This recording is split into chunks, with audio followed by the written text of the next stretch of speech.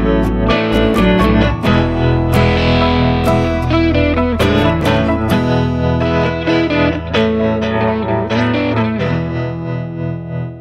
वालेकुम everyone, welcome to Asma stories. कैसे हैं आप सब? आई होप कि आप सब ठीक होंगे और मैं भी ठीक ठाक हूँ अल्हम्दुलिल्लाह। और सबसे पहले आज की वीडियो शुरू करने से पहले तो मैं करूँगी माजरत आप लोगों से कि मेरी काफ़ी अर्से से कोई मैंने वीडियो नहीं डाली, कोई ब्लॉग नहीं डाला। उसकी वजह ये भी थी कि व्यूज़ आपके सामने है जिस किस्म के आते हैं, तो मेरा दिल काफ़ी हो चुका था कि बस अब मैं नहीं बना रही है वो। लेकिन दूसरी तरफ मैंने करना है शुक्रिया अदा उन लोगों का, उन तमाम लोगों का जिन लोगों ने मुझे इंस्टा पे, व्हाट्सएप पे डीएम्स किए, मैसेजेस किए कि आपका कोई वीडियो नहीं आ रही, कोई ब्लॉग नहीं आ रहा, क्यों नहीं आ रहा, खैरियत है, क्यों नहीं डाल रही वीडियो डालें। तो उससे मुझे ये हुआ कि यार चलो अगर काफ़ी लोग नहीं भी देखे तो जो लोग मुझे देखना चाहते हैं मुझे उनके लिए वीडियोस बनानी चाहिए। और जो इतना प्यार वो लोग दे रहे हैं तो उनके लिए मैं ऐसे एकदम से छोड़ के नहीं जाती, चलो मैं बना लेती हूँ वीडियोस, ठीक है। और दूसरा ये है कि वीडियोस ना आने की जो वजह थी वो सबसे बड़ी वजह ये थी कि हमारी फैमिली में एकदम से एक सडन डेथ हो गई। मेरे जेठ जुनैद के जो बड़े भाई हैं पाकिस्तान में होते हैं, तो वो इतना अचानक हुआ कि जो है ना हम लोगों को अभी तक यकीन नहीं आ रहा कि ये हो गया है। और वो बिल्कुल मेरे लिए जो है ना, वीडियो का टॉपिक ये नहीं है लेकिन मैं थोड़ा सा आपको उनके बारे में बताना चाहती हूँ। आप लोग प्लीज़ उनकी मग़फ़िरत के लिए दुआ कीजिएगा। वो मेरे लिए ना बिल्कुल अब्बू की जगह थे, मतलब पापा के जैसे। जो मेरे अब्बू, मतलब उन्हें जन्नत में जगह थी मेरे अब्बू को, तो वो बिल्कुल जो है ना उनकी आदतें, उनका अखलाक, उनका बात करने का तरीका, हर चीज़ बिल्कुल पापा की जैसी थी। उन लोगों ने मेरी शादी होने के बाद उन्होंने मुझे बिल्कुल ऐसे ट्रीट किया जैसे अपनी बेटी को करते हैं। और मुझे कभी लगा ही नहीं कि वो मेरे जेठ हैं। और उनका जाना जो था हम सब के लिए बहुत ही जो है तकलीफदेह था, सॉरी। तो और दूर रहने का ये बड़ा मसला होता है कि जब आप दूर होते हो तो आप जा नहीं पाते हो। ऐसे फैमिली में इस तरह के वाकयात हो जाए, कोई मसला हो जाए, कोई इमरजेंसी हो जाए, तो कई दफ़ा ये होता है कि हम क्योंकि सिंगापुर से डायरेक्ट फ़्लाइट नहीं मिलती। जो लोग सिंगापुर में होंगे उन्हें पता होगा। तो कई दफ़ा जो कनेक्टिंग फ़्लाइट्स होती हैं उनमें स्टे इतना ज़्यादा होता है कि मैं तो वैसे भी नहीं जा सकती थी, क्योंकि एक तो बजट की भी ज़ाहिर होता है, देखना होता है आपको पूरी फैमिली के लिए। अभी हम दिसंबर में होके आए थे तो एकदम से दोबारा सारे के सारे नहीं जा सकते थे। तो ये था कि जुनैद जा सकते थे, जुनैद चाह रहे थे जाना, लेकिन वो यही इशू आया कि फ़्लाइट एक तो नहीं मिल रही थी, और जो मिल रही थी उसमें स्टे जो था कनेक्टिंग फ़्लाइट्स की वजह से जो होता है वो इतना था कि जुनैद 2 दिन बाद पहुंचते। तो और ज़ाहिर है वो हार्ट पेशेंट तो नहीं थे, बस वो हार्ट फेल हो गया उनका अचानक। लेकिन क्योंकि हार्ट फेल हुआ था तो बॉडी को ज़्यादा देर नहीं रख सकते थे, तो इसीलिए फिर जो है वो ये हुआ कि जुनैद जनाजे में तो शिरकत नहीं कर सकते थे, इसलिए जुनैद का भी जाने का नहीं बन सका।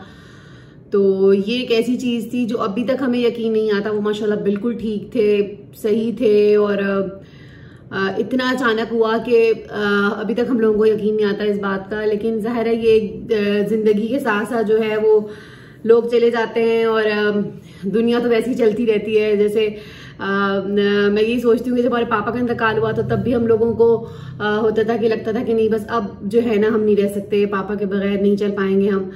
लेकिन वो अल्लाह ताला ही सब्र देने वाला है, वो देता है सब्र। और दुनिया की जो हर काम है वो आहिस्ता आहिस्ता चलता रहता है। बस ये है कि अब जब कभी याद आते हैं तो बंदा कुछ पढ़ के उन्हें बख्श देता है। पहले होता था कि तकलीफ बहुत ज़्यादा होती थी, अभी भी होती है तकलीफ, लेकिन अब जो है वो थोड़ा सा एक सब्र भी आ गया है। तो अल्लाह ताला ये, लेकिन इंसिडेंट जो है करंट ये इतना सडन और इतना अचानक है कि अभी तक हम लोग इससे कवर नहीं हो पाए। तो अल्लाह में सबको सब्र दे और उनको जन्नत में जगह दे। तो बस ये वजह थी कि मेरा बिल्कुल दिल नहीं चाह रहा था वीडियो बनाने का, और इतनी तकलीफ थी कि समझ में नहीं आ रही थी कि लेकिन क्योंकि आप लोगों से मैं हर बात अपनी शेयर करती हूँ, कोई भी इस तरह की होती है या गुड न्यूज़, बैड न्यूज़, तो मैं सोचा कि आप लोगों के साथ शेयर करती हूँ। और आप लोगों के लिए दुआ कीजिएगा। और क्या कह सकते हैं इस बात को लेके। सो अब हम चलते हैं अपने वीडियो के टॉपिक की तरफ। सो वीडियो जो आज मैं ये कई दिनों से मैं बनाने का सोच रही थी कि यार मैं ये वीडियो बनाऊंगी, क्योंकि ये मेरा एक एक्सपीरियंस था और मैं चाहती थी कि जो है ना मैं आप लोगों के साथ शेयर करूँ। अच्छा, आप लोगों में से जो लोग मुझे शुरू से फॉलो करते आ रहे हैं उन्हें पता होगा कि मैंने हेयर रिबॉन्डिंग कराई थी, ठीक है। रिबॉन्डिंग में ये होता है कि वो आपके बाल जो है ना परमानेंट स्ट्रेट कर देते हैं केमिकल्स के थ्रू। तो अच्छा, कैरेटिन ट्रीटमेंट है वो थोड़ा डिफरेंट होता है, और रिबॉन्डिंग जो है वो बिल्कुल अलग चीज़ है। अच्छा, कैरेटिन ट्रीटमेंट में बस वो फ्रीजीनेस वगैरह से आपके बालों की जो है ना वो ख़त्म हो जाती है। और इसमें परमानेंट स्ट्रेट आपके रिबॉन्डिंग में होते हैं, जहां तक मुझे अंदाजा है। अगर कोई मैं गलत हूं तो प्लीज आप मुझे बताइएगा। मैंने आप लोगों से शेयर करना था कि आप रिबॉन्डिंग का मेरा एक्सपीरियंस कैसा रहा, और अगर आप में से कोई है तो करवाए या ना करवाए, अगर कोई करवाना चाहता है। ठीक है, मेरा जो एक्सपीरियंस है उसके हिसाब से मैं कहूंगी ना करवाएं, क्योंकि आप लोग देख रहे हैं मेरे बाल अच्छा, जब अगर तो आप लोग अपने बालों की इतनी केयर करते हैं, जैसे रेगुलर ऑयलिंग कर रहे हैं जो है, उसके अलावा क्या कहना चाहिए, ऑयलिंग के अलावा अगर आप कोई ट्रीटमेंट्स वगैरह, प्रोटीन ट्रीटमेंट्स या दूसरे ट्रीटमेंट्स अपने बालों के लिए लेते रहते हैं, तो फिर तो चलें आप करवा लें। लेकिन जो लोग मेरी तरह लेजी हैं, जो बालों पे जिन्होंने कभी तवज्जो नहीं दी, बस 2 दिन बाद शैम्पू किया या डेली शैम्पू किया, कंडीशनर किया, बस इससे ज्यादा अपने बालों को कोई नहीं केयर करता, तो वो तो बिल्कुल भी ना कराए। क्योंकि मेरा यही है कि मैं कभी भी अपने बालों के लिए इतना ज्यादा कॉन्शियस नहीं रही, बस शैम्पू, कंडीशनर और ऑयलिंग भी कोई, अब मैंने आके ऑयलिंग एक हफ्ते में 1 दफा शुरू किया, नहीं तो मैं वो भी नहीं करती थी। तो हुआ ये है कि जो अगर पहले हम इसके प्रोज की तरफ जाएं कि इसके फायदे क्या क्या है रिबॉन्डिंग कराने के, तो फायदे तो आप देख रहे हैं कि थोड़ा सा स्टाइल आ जाता है। अब तो खैर मैंने स्ट्रेट किया है इनको खुद, क्योंकि अब तो साल होने वाला है, तो रिबॉन्डिंग में भी कुछ टाइम बाद अगर आप जैसे बाल बांधते हो तो थोड़े से आपको बार बार स्ट्रेट करने पड़ते हैं शैम्पू के बाद, तो एक स्टाइल आ जाता है, बालों में ग्रेस आ जाती है और फ्रीजीनेस खत्म हो जाती है। ये सारे फायदे तो हैं, आपको बार बार स्ट्रेट भी नहीं करने पड़ते। लेकिन नुकसान जो है मुझे लगता है वो थोड़े ज्यादा है रिबॉन्डिंग के, जो मुझे अब पता चल रहे हैं और मैं पछता रही हूँ मैंने क्यों कराई। सबसे पहले हेयर फॉल, इतना हेयर फॉल होता है कि समझ में नहीं आ रही कि क्या करूं। मुझे लगता है मैं गंजी हो जाऊंगी। ये आप देख रहे हैं मेरे यहाँ से बाल, ये जो है ना इतने ज्यादा गिरने शुरू हो गए हैं। कभी मेरे बाल इतने नहीं गिरे। पहले शुरू में मुझे लगा कि जैसे ये नॉर्मल हेयर फॉल है, लेकिन नहीं, ये नॉर्मल नहीं है, ये एबनॉर्मल हेयर फॉल है और ये रिबॉन्डिंग की वजह से हो रहा है। दूसरा, बाल बहुत रफ। हालांकि अब जो इनके अपने रिबॉन्डिंग के लिए शैम्पू या कंडीशनर जो लोग रिकमेंड करते हैं, मैं वही यूज कर रही हूँ, लेकिन उसके बावजूद जो है मुझे कोई खास फर्क नहीं लग रहा।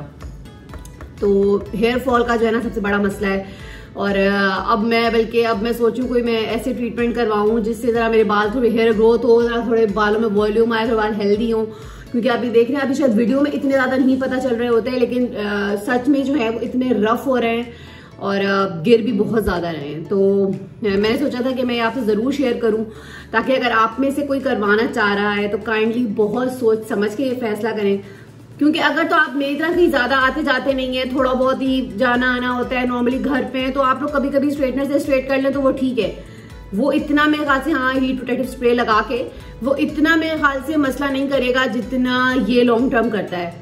अब मैं सोच रही हूँ कि क्योंकि अब तो मैं रिबॉन्डिंग करा चुकी हूँ, अब मैं सोच रही हूँ केराटिन ट्रीटमेंट ले लूँ थोड़ा सा, कि शायद कुछ रफनेस खत्म हो जाए। एक दिल मेरा कह रहा है कि नहीं वो भी ना करूं, क्योंकि उसका भी कोई पता नहीं, उसके पता चला, क्योंकि अगर आप कुछ सर्च करो तो उसमें आता है केराटिन के भी हेयर फॉल का एक इशू है। दूसरा, डैंड्रफ मेरे सर में इतना उस रिबॉन्डिंग के बाद से हो गया है कि मुझे समझ में नहीं आ रही कि मैं उसको कैसे ओवरकम करूं। शैम्पू बदल के यूज कर चुकी हूँ, तो मेरा एक्सपीरियंस जो है ना रिबॉन्डिंग का बिल्कुल भी अच्छा नहीं रहा। सिवाय इसके सिर्फ एक अच्छा रहा कि स्टाइल आ जाता है, थोड़ा सा आपके बाल थोड़े अच्छे लगते हैं, और उसके अलावा तो मुझे लगता है कोई खास वो नहीं है। सबसे ज्यादा मुझे दुख अपने बाल गिरने का हो रहा है, और जो है ना जब मैं अपने आप को यहाँ सामने से देखती हूँ, यहाँ से बाल मेरे इतना हेयर फॉल हो रहा है। इसके अलावा भी अगर आप मांग निकालो तो इतनी चौड़ी सी मांग निकल रही है, क्योंकि हेयर फॉल इतना ज्यादा हो रहा है कि उसकी वजह से बाल ज़्यादा हल्के हो गए ना बिल्कुल। तो बड़ा ये कोई तकलीफ दे टाइम है मेरे लिए इस टाइम।